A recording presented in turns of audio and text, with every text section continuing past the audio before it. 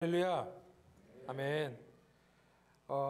아까 광고 시간에 잠깐 나왔지만 우리가 대면 예배를 시작하고 또 그동안 새 가족들도 많이 오셔서 점점 교회가 풍성해지고 또 일부 예배를 시작하고 그다음에 또 영어 예배를 시작하고 팬데믹이라고 아무것도 안 하고 움츠러들 수 있지만 그러나 우리가 믿음 안에서 하나님을 믿고 순종하고 우리 공동체가 정말 올바른 방향으로 가는 것으로 인해서 너무나 감사를 드리고 또 특별히 여러분께 격려의 말씀을 드리고 싶습니다. 오늘 또 함께 예배를 드리게 되는데요.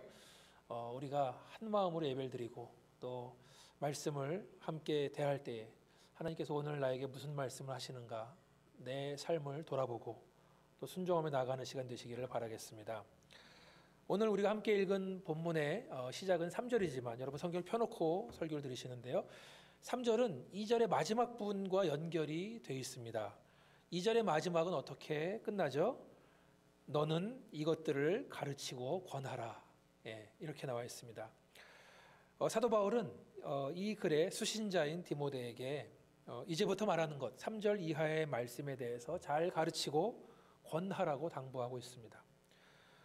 저는 오늘 말씀을 전하기 위해서 본문 말씀을 읽고 기도하고 그러면서 성경에서 말하는 잘못된 경건 그리고 제 해석은 인본주의적 신앙에 대해서 많은 생각을 했습니다.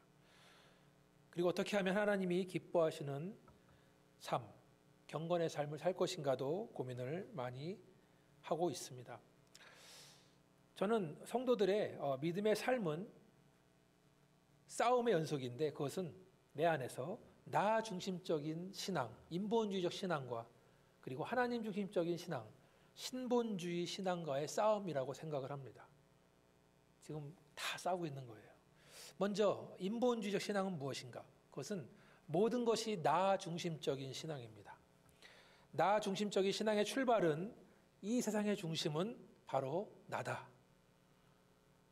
이 세상은 나를 위해 존재하는 것이고 내가 없다면 아무것도 아니라는 것입니다. 심지어 하나님도 내가 잘되게 하기 위해서 계신 것이다 라고 생각을 합니다. 나 중심적인 신앙의 기준은 내가 잘되는 것입니다. 무엇을 했을 때 내가 얻게 되는 이익을 먼저 생각합니다. 따라서 내가 하는 모든 신앙 생활은, 신앙 활동은 내가 잘되기 위해서 내 목표를 이루기 위해서 하는 거라고 생각을 합니다. 나 중심적인 신앙, 인본주의적인 신앙의 가장 큰 문제 중에 하나는 바로 성과주의, 성과 중심주의입니다. 이게 뭐냐 하면 내가 무엇을 했기 때문에 내가 무엇을 함으로써 내 신앙생활은 점점 좋아지고 있는 거다. 이것은 헌금도, 기도도, 봉사도 결국엔 내가 뭘 얻기 위해서 무엇인가 하는 것이라는 겁니다. 예를 들어서 우리에게 어떤 문제가 닥치면 우리는 기도를 합니다. 평소에는 기도 안 하다가 어떤 문제가 있을 때 기도를 시작하는 경우를 우리는 보게 됩니다. 고3 수험생을 둔 어머니들이 고3 어머니 기도해서 막 기도하다가 시험 끝나면 끝 하는 경우 많이 봤습니다. 솔직히 고3 때보다 더 중요한 것은 대학 생활이 더 중요한데 아이들이 그래도 어떤 문제가 생겼을 때 기도를 안 하는 것보다는 기도하는 것은 좋은 일입니다. 그러나 그 기도에 성과주의가 들어간다면 만약에 어떤 사람이 봤을 때 저 사람 기도 응답 못 받았다. 어떤 문제가 있다. 그렇게 생각하는 거죠. 저 사람 먼저 문제가 있으니까 기도 응답이 안 되나 보다. 잘 안 풀리나 보다. 그리고 일이 잘 풀리는 사람들은 저 사람들이 평소에 잘했기 때문에 하나님이 복을 주시나 보다 라고 생각을 합니다. 여기에는 예수만 믿으면 만사 형통이다 라는 죄송한 말씀이지만 미신적인 믿음이 깔려있기 때문에 그런 것입니다. 기도는 우리가 할 때 내 문제를 가지고 하나님께 여쭈는 것도 있겠지만 동시에 기도는 이 내가 처한 문제를 통해서 나를 향한 하나님의 뜻이 무엇인가를 발견하는 것도 그 시간입니다. 다시 말해서 기도를 통해서 우리는 내 영적 상태를 바라보게 되는 거고 내가 처한 상황을 바라보게 되는 거고 하나님께서 과연 이 문제를 통해서 나에게 어떤 말씀하시는가를 생각을 하는 시간, 하나님의 뜻이 무엇인가 발견하는 시간도 기도에 포함된다는 말씀입니다. 그런데 우리는 기도가 하나님의 뜻과는 상관없이 내 고집, 내 아집, 그것에 절정을 이루는 순간이 될 수 있다는 것을 명심해야 됩니다. 내가 가지고 있는 기도 제목을 그 리스트를 가지고 그걸 반복적으로 외우는 것이 기도의 전부가 아닙니다. 끝까지 자기의 뜻을 굽히지 않고 하나님과 싸워서 내가 이기겠다고 작정하고 달려드는 기도는 올바른 기도, 성숙한 기도가 아닙니다. 그에 반해서 성숙한 기도는 어떤 문제 앞에서 아니면 나에게 특별한 문제가 없다 할지라도 내 인생 속에서 하나님의 뜻이 온전히 이루어지기를 간절히 바라는 것, 하나님께서 나를 사용하셔서 하나님의 뜻이 내 삶 가운데 온전히 나타나기 바란다는 기도가 성숙된 기도인 줄 믿습니다. 그것은 나 중심적인 기도, 인본주의적인 기도에서 벗어나서 하나님 중심적인 기도, 신본주의적 기도가 되는 줄 믿습니다. 신본주의 말씀드리니까 생각나는 일이 있습니다. 80년대 말에 제가 신학생일 때 그 당시에 한국의 민주화 운동 데모가 막 캠퍼스에 일어났죠. 신학교에서도 데모를 했습니다. 그래서 대부분 학생들이 수업을 듣지 않고 데모하러 나가고 막 그랬습니다. 저는 보수적이기 때문에 동참하지 않고, 그렇지만 한편으로 미안한 마음이 있지만 적은 학생이 모인 수업 시간에 들어갔습니다. 근데 그 수업을 가르치는 교수님이 이제 은퇴를 얼마 앞둔 남기지 않은 노 교수님이었습니다. 그래서 힘드니까 주로 의자에 앉아서 강의를 하던 교수님이었습니다. 수업이 조용조용 진행되고 있습니다. 근데 그때 어떤 버릇없는 학생이 문을 박차고 들어와서 여러분은 지금 이 막중한 시대에 이렇게 앉아서 수업이나 듣고 있냐라고 말을 합니다. 교수님에게도 나라가 이 모양인데 수업을 하냐고 따집니다. 그러니까 수업은 멈춰지고 사람들은 가만히 있고 얼굴이 뜨거워지는 순간입니다. 그때 그 교수님이 칠판에 4글자를 딱 쓰시고 학생에게 했던 말씀이 기억납니다. 뭐라 썼냐 하면 한자로 신주주의, 하나님이 주인인 주의. 그러면서 당신은 민주주의자요, 신주주의자요. 나는 신주주의를 가르치기 위해서 여기 있는 거요 라고 하시는 말씀이 기억납니다. 민주주의가 아주 좋은 것 같지만 그거는 사람이 주인이라는 사상이죠. 신주주의는 하나님이 주인이라는 사상입니다. 그때 저는 좀 깨달았습니다. 민주주의는 정치 형태, 시간에 따라 바뀌는 하나의 형태일 뿐이다. 민주주의가 이상적인 정치가 아니다. 정치 시스템이 어떤 간에 나는 사람 중심이 아닌 하나님 중심으로 살아야겠다라고 생각을 했습니다. 우리가 믿는 기독교는 하나님이 주인이 되는 주의, 신주주의인지 믿으시면 아멘 하시기 바라겠습니다. 아멘. 오늘 본문 3절을 보니까 사도 바울은 교회 안에 있는 다른 교훈을 따르지 말라라고 경고합니다. 여기서 말하는 다른 교훈은 바로 사람 중심적인 신앙, 인본주의적인 신앙이라고 생각합니다. 그 이후에 우리가 따라야 될 것은 무엇이냐? 3절에 나온 것처럼 바른 말, 곧 우리 주 예수 그리스도의 말씀과 경건에 대한 교훈. 예수님 말씀과 경건에 대한 교훈은, 가르침은 바로 바른 것입니다. 세번역 성경에는 건전한 교훈이라고 나와 있습니다. 한번 3절에서 5절 본문 말씀 같이 읽어보겠습니다. 3절에서 5절 시작. 누구든지 다른 교훈을 하며 바른 말 곧 우리 주 예수 그리스도의 말씀과 경건에 관한 교훈을 따르지 아니하면 그는 교만하여 아무것도 알지 못하고 변론과 언쟁을 좋아하는 자니 이로써 투기와 분쟁과 비방과 악한 생각이 나며 마음이 부패하여지고 진리를 잃어버려 경건을 이익의 방도로 생각하는 자들의 다툼이 일어나느니라. 아멘. 자, 지금 읽은 말씀이 다른 교훈을 따르는 사람들의 결과를 보여주는 도표와 같은 것입니다. 다른 교훈을 따르는 이유는 먼저 교만했기 때문에라고 말합니다. 영어 성경에 보니까 He is puffed with conceit. 교만으로 부풀러져 있다. 요만한 사람이 교만으로 이만해졌다는 거예요. 그래, 교만한 사람은 교만하기 때문에 아무것도 모른다고 했습니다. 변론과 언쟁을 좋아한다 했습니다. 교만한 사람들은 다른 사람과 늘 부딪히는데 거기에는 투기와 분쟁과 비방과 악한 생각이 있다고 했습니다. 그러니까 교만으로부터 투기와 분쟁과 비방과 악한 생각이 프로듀스, 생산된다는 거예요. 교만하기 때문에. 그리고 이것은 더 나쁘게 발전해서 마음이 부패해지고 진리를 잃어버리고 경건을 이익의 방도로 생각을 하고 다툼이 일어난다. 자, 여기 나온 거 보니까 다른 교훈은 경건을 이익의 방도로 생각한다.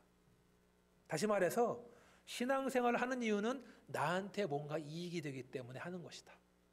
기도도 그렇고 말씀도 그렇고 헌금도 그렇고 봉사도 그렇고 다른 교훈은 교만을 낳고 교만은 인본주의적 신앙을 낳는다는 겁니다. 무엇인가 이익을 얻기 위해서 기도를 시작하면 뭔가 손에 잡히는 결과가 나와야 응답되었다고 생각합니다. 제가 아는 어떤 목사님의 어머니, 옛날에 그 목사님이 고등학교 때 이제 신학교가를 결심한 다음에 그렇게 했을 때 그때부터 어머니가, 그 친구의 어머니가 새벽마다 목욕 재개를 하고 달빛 아래 정한수를 떠다 놓고 기도를 시작했다는 거예요. 아들 잘 되라고. 어머니 정성은 갸륵하지만 이것이 달을 보고 비는 것과 이거 샤머니즘과 뭐가 다를까 생각을 해봤습니다. 무엇인가 이익을 얻기 위해서 성경 말씀을 읽는다면 아마 성경 말씀 볼 때 나의 성공의 비밀, 나의 행복의 비밀만 찾은 다음에 그것만 밑줄 치고 암송하고 인생의 교훈으로 삼는 사람들도 많이 있습니다. 그러면서 그 나머지 부분들은 다 무시하는 거죠. 읽지도 않고 신경도 안 쓰는 거죠. 성경의 목표는 우리 인생의 성공이 아닙니다. 성경의 목표는 우리의 거룩한 삶인 줄 믿습니다. 아멘. 무엇인가 이익을 얻기 위해서 목사의 설교를 듣는다면, 자, 오늘 설교 말씀 나한테 도움이 될까 되지 않을까, 이런 잣대를 가지고 평가할 것입니다. 제가 중학교 때 친구 전도를 했는데 몇 번 교회 나오더니 안 나오겠다는 거예요. 왜? 그랬더니 교회는 나한테 도움이 되지 않아. 다 그러더라고요. 할 말이 없는 거예요. 그때 그렇게 왔다 떠난 친구가 지금도 떠나 있는 것 같습니다. 설교를 하는 입장에서 볼 때, 자, 우리는 설교를 통해서, 말씀을 통해서 저도 마찬가지지만 나 자신을 발견하고 그 안에서 말씀하시는 하나님의 뜻을 발견하는 시간인 줄 믿습니다. 어떤 말씀은 참 달콤하게 들리기도 하지만 어떤 말씀은 매우 쓰고 받아들이기 어려운 말씀도 있습니다. 고민을 던져줄 수도 있어요. 어떤 사람은 설교를 들으면서 야, 이 설교는 김 집사가 꼭 들어야 돼.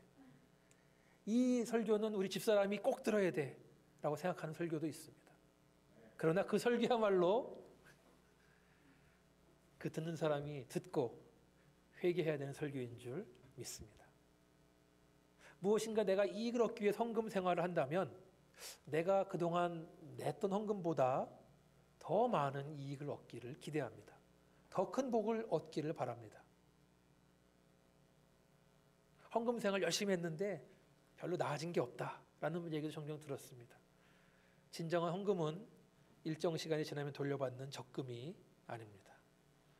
모든 것이 하나님의 것이기 때문에 감사한 마음으로 드리는 것이고, 내가 돈을 많이 벌건 적게 벌건 간에 내가 지금 드릴 수 있음에 감사한 것인 줄 믿습니다. 하나님은 돈 많은 부자의 많은 헌금보다 과부의 동전 2개를 더 기뻐하시는 분인 줄 믿습니다. 봉사도 마찬가지입니다. 이명박 전 대통령이 어떤 교회 장로가 되기 위해서 주차장에서 교통봉사를 했다. 여러분 많이 들었을 것입니다. 어떤 사람들은 야, 서울시장 했던 사람이, 한나라의 대통령 했던 사람이, 그런 귀한 분이 그런 선한 일을 하다니 감동할 수 있지만, 제가 볼 때는 그 봉사는 장로가 되기 위해서 그 목적을 이루게 된 것이다라고 생각합니다.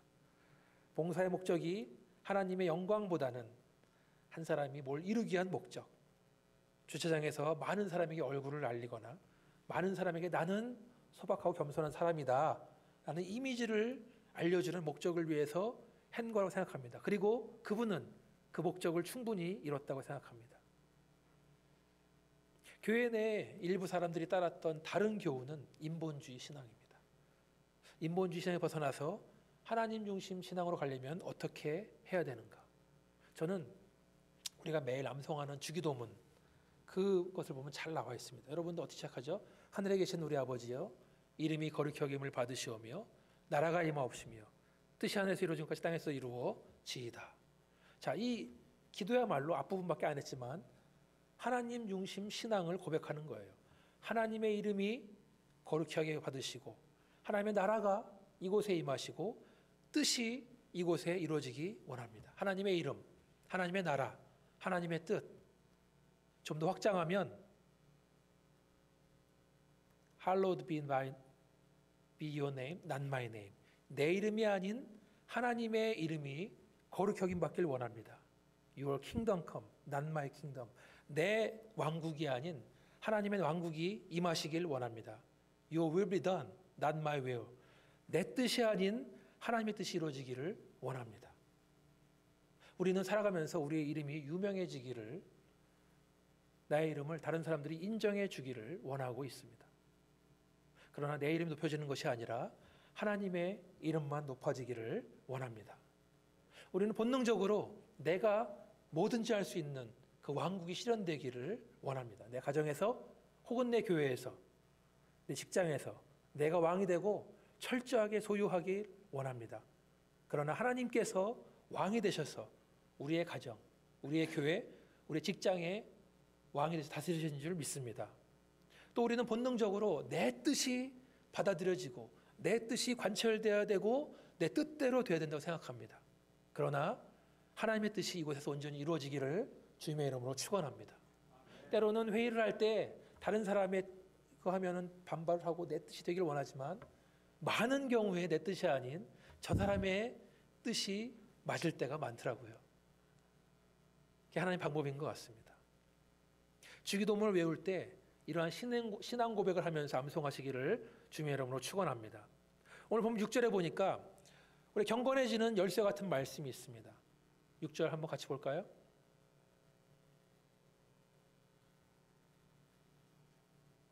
말씀 펼쳐서 같이 읽겠습니다. 시작. 그러나 자족하는 마음이 있으면 경건을 큰 이익이 되느니라. 자, 인본주의 신앙은 경건을 하나의 도구 삼아서 이익을 삼다고 했는데 진짜 이익, 진짜 얻는 것이 여기 있습니다. 그것은 자족하는 마음입니다. 자족한다는 것은 스스로 만족할 줄 안다는 것입니다. 우리가 지금 먹는 음식에 만족할 줄 알아야 됩니다. 사는 집에 만족할 줄 알아야 됩니다. 타는 차에 만족할 줄 알아야 됩니다. 어떤 사람은 저 사람들은 상다리가 부러지는 정도로 차려진 만찬을 먹는데 나는 이게 뭔가, 그런 사람이 있는가 하면 어떤 사람은 빵 한 조각에 물 한 컵도 감사합니다. 우리나라 표현으로는 밥 한 공기에 국 하나로 감사하고 만족할 줄 아시기를 주님의 이름으로 축원합니다. 좀 더 나아가서 여러분의 가족, 여러분의 배우자에게 만족하시길 바랍니다. 지금 옆에 있는 배우자가 하나님께서 나에게 완벽하게 적용해 주신 사람이라는 믿음으로 사시고 감사하며 사시길 바라겠습니다. 이미 결혼한 사람이 자꾸 눈을 돌려서 지금 옆에 있는 사람 말고 좀 더 나은 사람이 있지 않을까, 좀 더 나와 맞는 사람이 있지 않을까 살피는 것은 바보 같은 생각, 행동인 줄 믿습니다. 특히 이성을 바라볼 때 자기의 친형제처럼, 자매처럼 바라보시길 바라겠습니다. 욥기 31장 1절과 2절 한번 보시겠습니다. 욥이 어떤 고백을 했냐면 욥기 31장 1절과 시작. 내가 내 눈과 약속하였나니 어찌 처녀에게 주목하랴. 그리하면 위에 계신 하나님께서 내리시는 분깃이 무엇이겠으며 높은 곳에 전자께서 주시는 기업이 무엇이겠느냐. 예. 욥의 고백입니다. 남성이건 여성이건 간에 배우자 외에 이성에 대해서 내 형제나 자매처럼 바라보겠다고 자기 눈이랑 약속을 하겠다는, 맹세하겠다는 겁니다. 그렇게 맹세하시기를 바라겠습니다. 요새는 인터넷이 많이 발전해서 많이 볼 수 있죠. 그러나 하나님이 허락하신 것은 나의 배우자이고, 영화나 사진이나 여러 곳에 나오는 그 사람들은 다 결혼할 사람, 임자가 있다 생각하시고 그것은 내가 훔치는 것이다라고 믿으시길 바라겠습니다. 교회도 마찬가지입니다. 교회, 저는 우리 교회 참 좋은 교회라고 생각합니다. 이 교회에 만족하시고 감사하시기를 바랍니다. 여러분, 우리 교회는 다른 교회를 흉내낼 수 없습니다. 우리 교회만의 독특함이 있고 또 다른 교회는 할 수 없는 좋은 점이 많은 줄 믿습니다. 우리 이아브람 목사님께서 교회는 가족이다 라고 말씀하셨는데 아주 공감합니다. 가족은 하나님이 정해놓으신 것이기 때문에 사람의 힘으로 가를 수가 없는 거룩한 공동체인 줄 믿습니다. 교회를 사랑하고 교회에 만족하는 것이 우리의 믿음의 영역이고 우리의 의지의 영역인 줄 믿습니다. 사랑하겠다는 마음으로 교회를 바라보면 정말 좋은 교회인 줄 믿습니다. 아까 그리스도의 말씀이 바른 말씀이다, 건전한 말씀이라 했는데 저는 우리 교회야말로 바른 교회요, 건전한 교회인 줄 믿습니다. 우리 교회는 안전한 교회입니다. 우리 교회 좋은 교회인지 믿으시면 아멘 하시기 바라겠습니다. 아멘. 오늘 본문은 우리가 자족해야 되는 이유, 감사할 줄 알아야 되는 이유를 계속 말해줍니다. 6절, 7절 본문 같이 보실까요? 우리가 자족해야 되는 이유, 시작. 우리가 세상에 아무것도 가지고 온 것이 없음에 또한 아무것도 가지 못하리니 우리가 먹을 것과 입을 것이 있은즉 족한 줄로 알 것이라. 우리는 빈손으로 왔다가 빈손으로 가는 줄 믿습니다. 오늘 우리에게 일용할 양식이 있다면, 오늘 내가 골라서 입을 수 있는 옷이 있다면, 내가 오늘 쉴 수 있는 처소가 있다면 그것으로 만족하시기를 바랍니다. 감사하시기를 바랍니다. 그 이상의 것들은 나중에 하나님 나라 돌아갈 때 다 두고 가야 되는 것들이에요. 제가 잘 아는 목사님 부부가 한 20년 전에 처음 미국으로 유학 갔을 때 가진 것 아무것도 없지만 괜시히 온 거예요, 공부하러. 근데 그 기숙사 방에 부부가 앉아서 이민 가방을 풀지 않고 한 달 동안 있었다 그래요. 그러면서 잠자리에서 얘기하는 것이 우리 다음 주에 갈까, 한국으로 다시. 아무것도 없으니까 그냥 포기하고 갈까, 짐도 풀지 않고 그랬다는 얘기를 들었습니다. 처음에 이민 가방 한 사람이 2개씩 4개 시작한 그 미국 생활이 이제는 그 집에 물건이 너무나 많아서, 다른 말로 가진 게 너무나 많아서 안 쓰는 물건, 오래된 물건들은 다른 사람 나눠줘야겠다라는 말을 하는 걸 들었습니다. 여러분도 공감하시겠지만 빈손으로 미국에 왔는데 지금은 뭐가 너무 많아서 둘 데가 없는 게 문제입니다.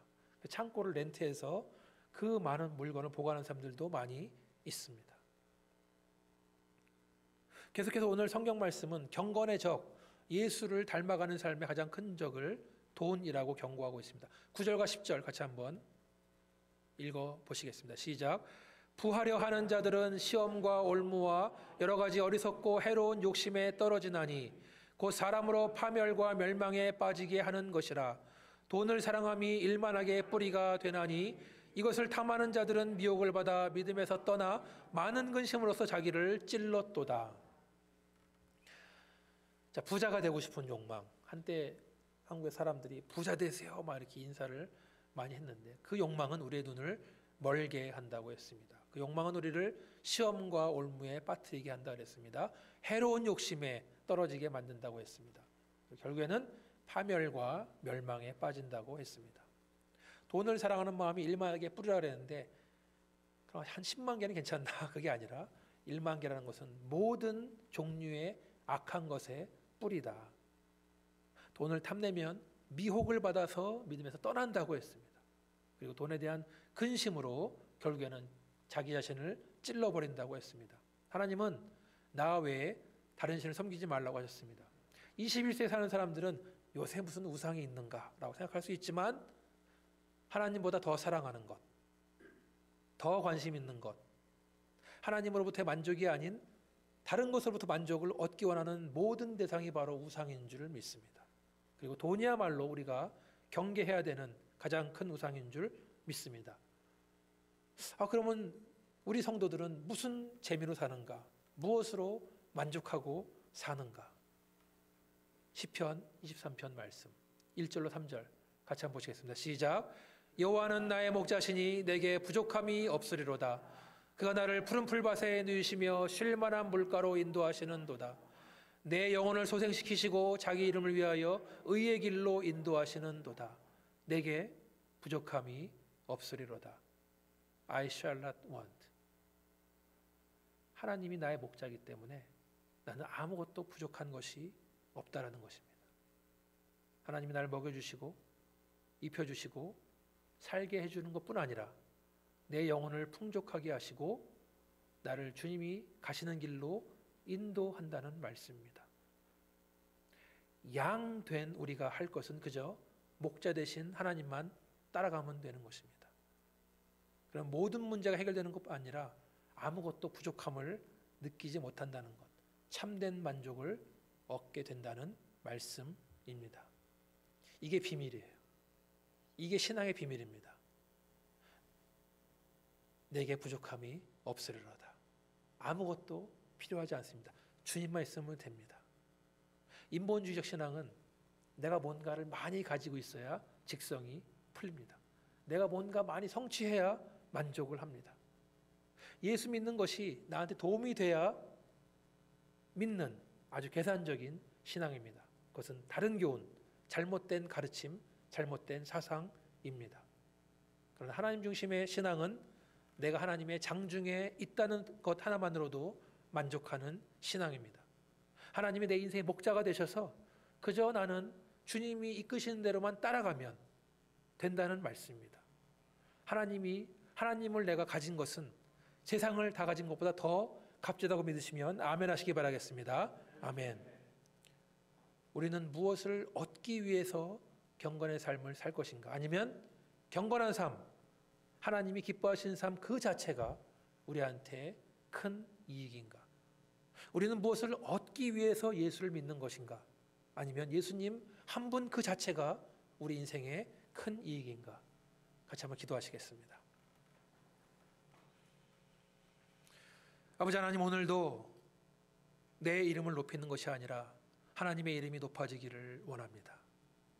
오늘도 내 왕국이 실현되는 것이 아니라 하나님의 나라가 온전히 실현되기를 원합니다. 내 뜻이 이루어지는 것이 아니라 하나님의 뜻이 이루어지기를 간절히 원합니다. 나 중심적인 신앙, 인본주의적 신앙, 성과주의적 신앙 다 버릴 수 있도록 도와주시고 하나님 중심 신앙 가질 수 있도록 하나님 도와주셔서 아버지 하나님, 다른 교훈에 바라보고 따라가는 것이 아니라 우리가 그것을 경계하게 하시고 하나님 중심 신앙으로 그저 목자 되신 주님께서 우리를 이끄시는 대로 따라가고 우리를 먹이신 대로 먹고 살리시는 대로 사는 우리가 될 수 있도록 하나님 도와주시기를 간절히 바랍니다. 이 모든 말씀을 예수님 이름으로 기도합니다. 아멘.